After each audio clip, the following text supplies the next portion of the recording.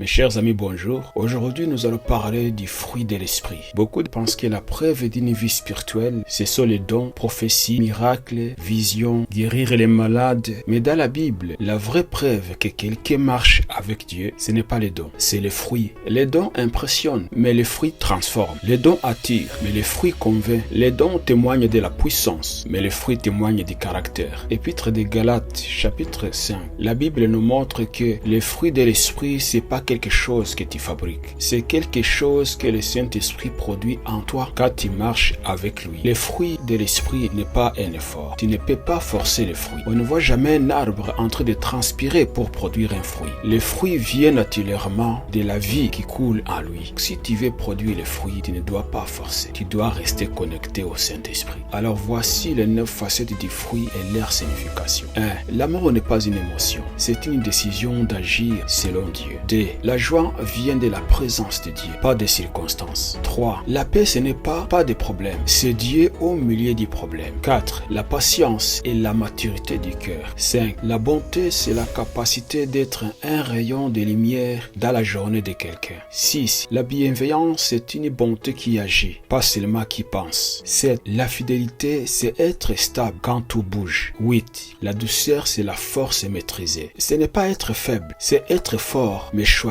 la paix. 9. La maîtrise de soi. C'est la capacité de dire non, même quand tout en toi dit oui. Alors pourquoi certains chrétiens ne portent pas le fruit? Les fruits ne poussent pas parce que le cœur est encombré, la prière est absente, la parole n'est pas méditée, l'esprit n'est pas écouté, la chair est nourrie. Comment porter beaucoup de fruits? La Bible dit, celui qui demeure en moi et en qui je demeure porte beaucoup de fruits. Jean 15, 5. 1. Il faut rester connecté au Saint-Esprit. Les fruits ne viennent pas du talent, mais de la connexion. Jean 15 dit, comme le serment ne peut de lui-même porter du fruit s'il ne demeure attaché au cep, ainsi vous ne le pouvez non plus si vous ne demeurez à moi. 2. Il faut couper les branches mortes. Tout serment qui porte du fruit, il les monte afin qu'il porte encore plus de fruits. Jean 15, 2. 3. Il faut écouter la voix de Dieu. Le fruit naît de l'obéissance. Et l'obéissance commence par l'écoute. 4. Il faut obéir dans les petites choses. Celui qui est fidèle dans les petites choses est aussi fidèle dans les grandes. 5. Il faut choisir la paix plutôt que la réaction émotionnelle. Réagir selon les émotions